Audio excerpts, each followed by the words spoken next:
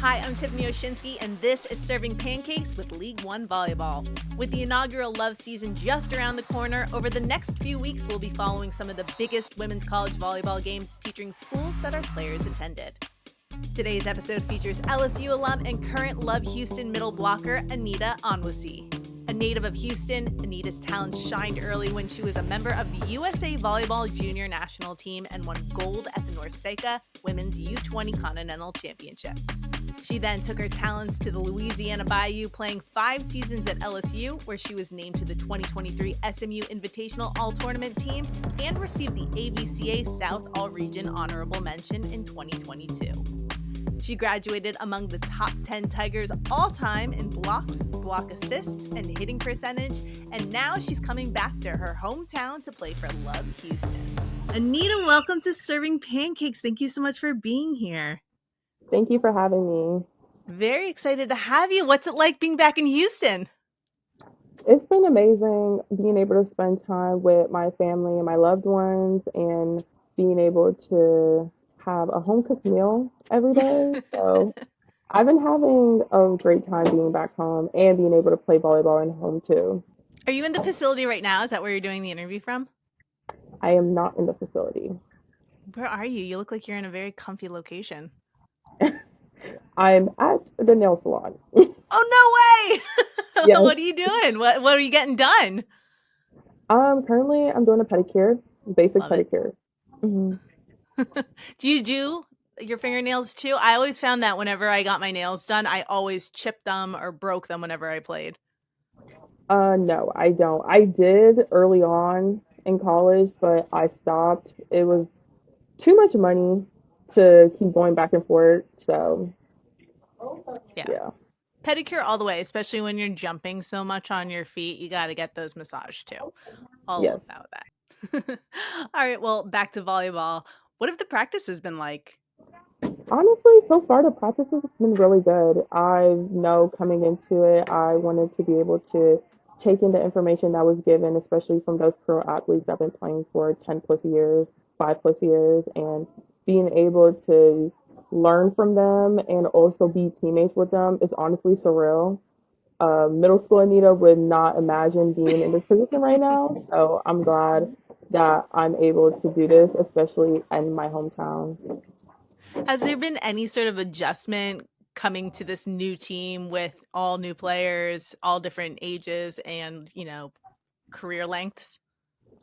I think the biggest adjustment I would say is we have, I believe, 7 or 8 different countries in our team. So being able to help the girls understand what we're saying in English, but also understand what they're saying, has been like one of the biggest, I would say, challenge, but also something that we're all willing to get to understand each other and get to know each other better too. So, other than that, we're all there to play volleyball. We all love volleyball, so that hasn't been an issue at all.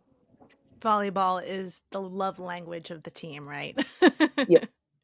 I was going to actually say, because your team is so diverse. I mean, you mentioned 7 different countries, but there's also girls from all over the country, like the United States, different colleges. Your head coach is from Italy. Have you found this to be like a really cool and unique situation? Because in school, I'm assuming that, you didn't have as many different people from all over the world. So what's it like having this group together?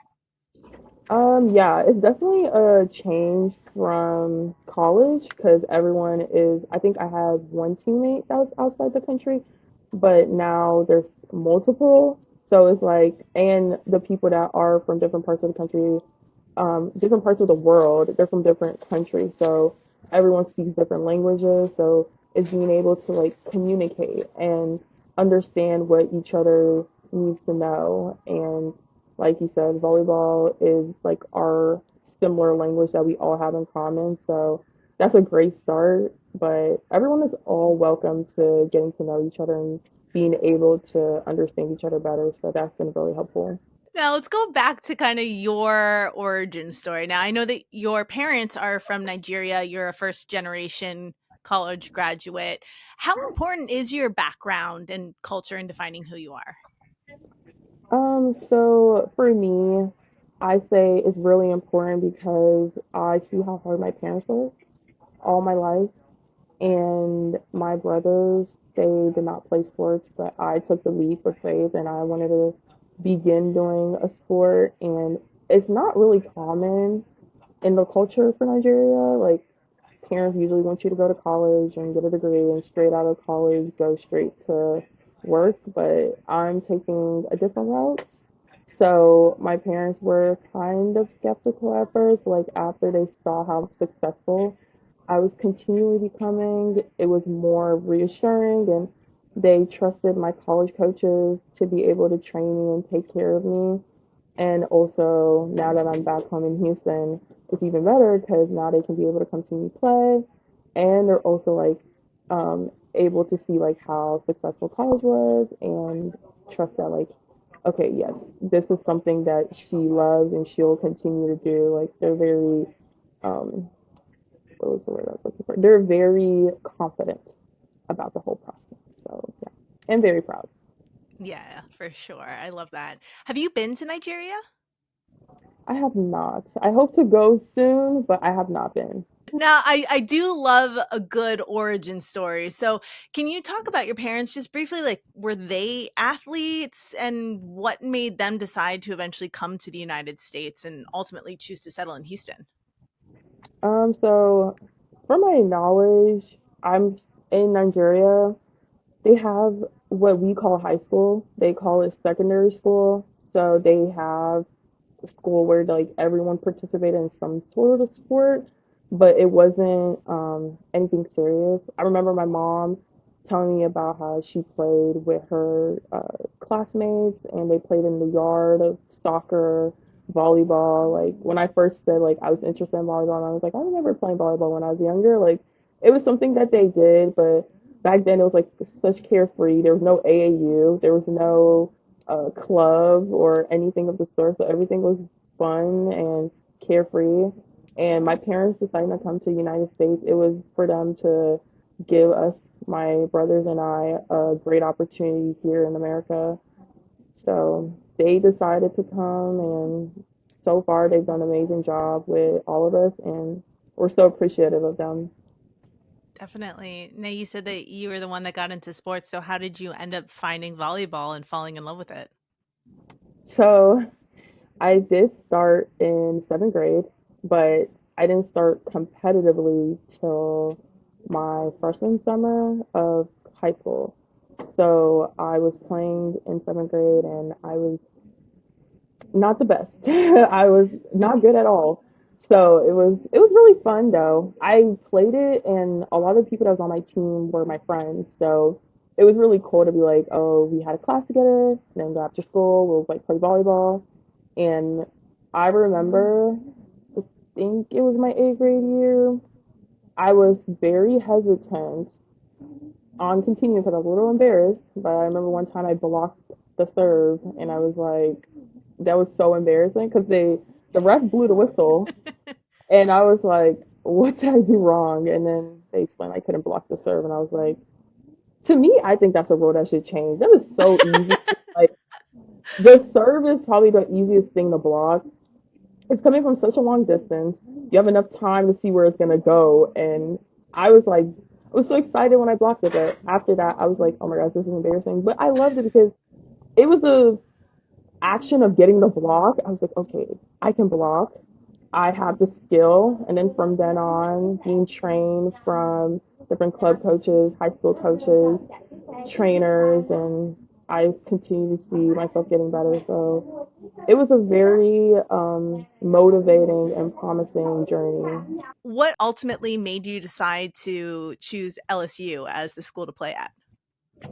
So for me, it was um, it wasn't a super long recruiting process, but I knew I wanted to stay close to home. Like I was a huge family person, and I didn't want to be in Texas, but I wanted to like venture out. So after I went to go visit Louisiana with my parents, I fell in love with the atmosphere, the family oriented feel that comes to Louisiana. A lot of people talk about like that's the reason why they end up committing to OSU.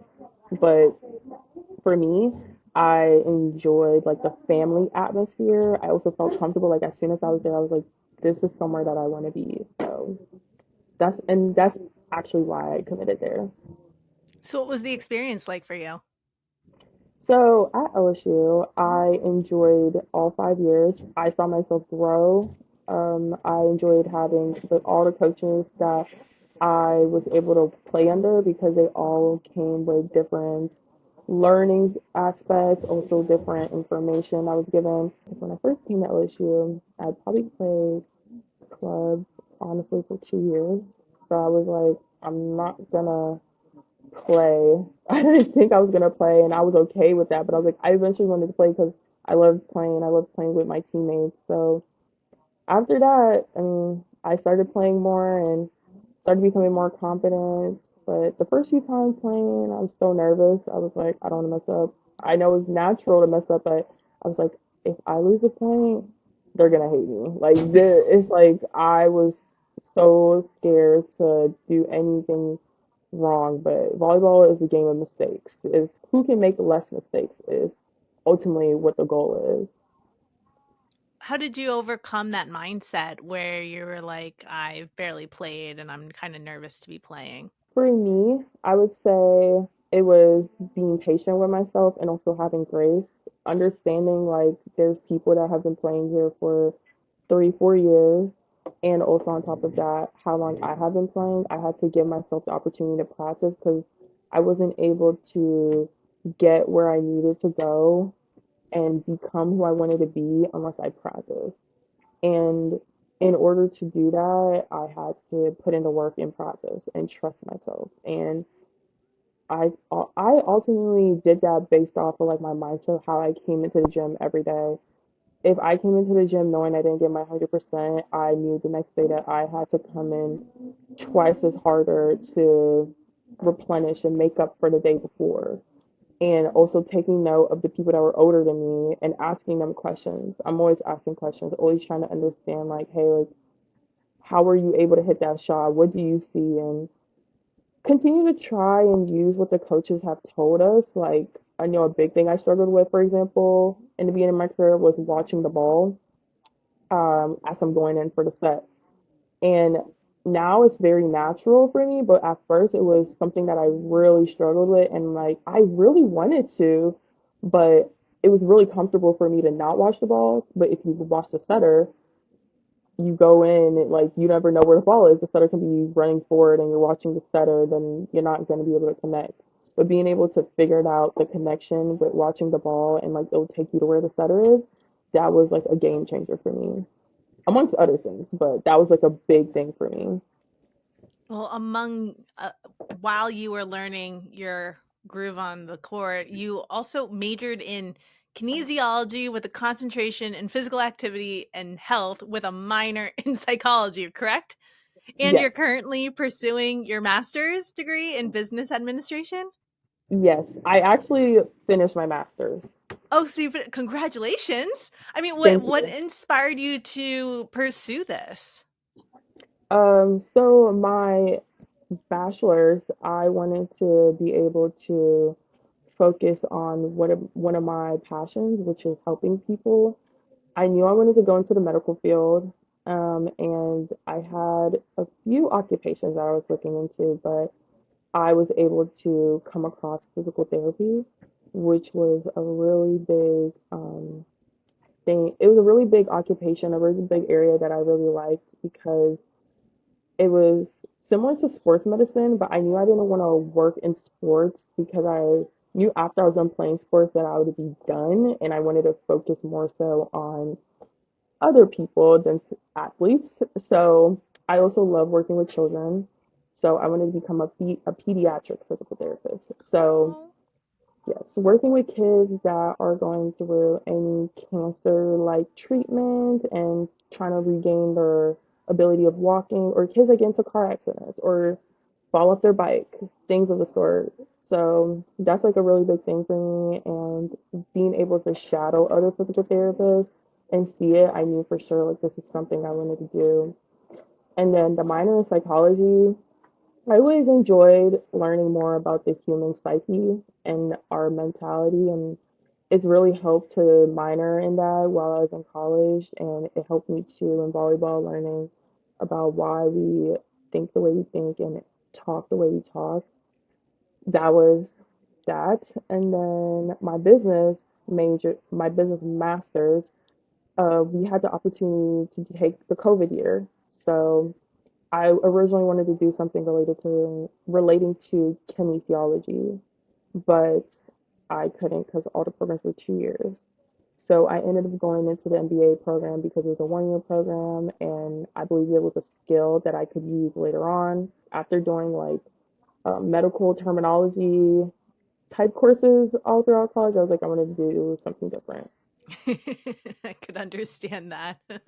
You're doing the good work helping out people. It's super inspiring, and I'm so excited for you. I mean, I want you to keep playing volleyball for a while, but when you do decide to go to the next chapter in your life, it's going to be super exciting. So, what ultimately made you decide to continue playing volleyball and to go pro?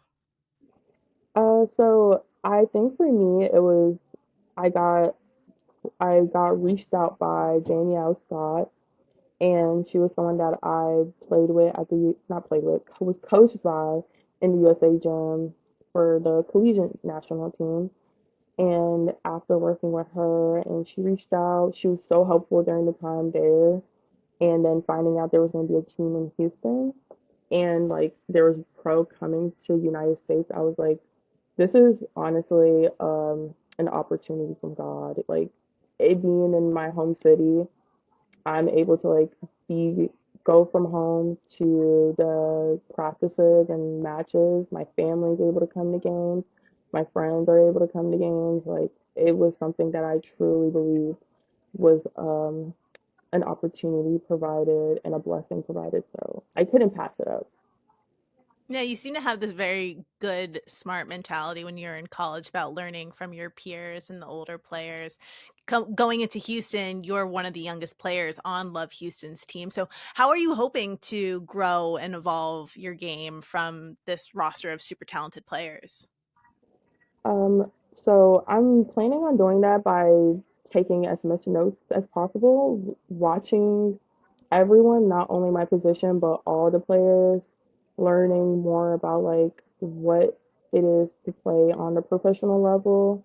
Because coming from collegiate volleyball into the professional level, there's more that goes into it. And honestly, learning from my mistakes, being graceful with myself, allowing myself to go for it. And if I fall down, get back up and try a different way. But that's like my huge goals, my main goals coming into that.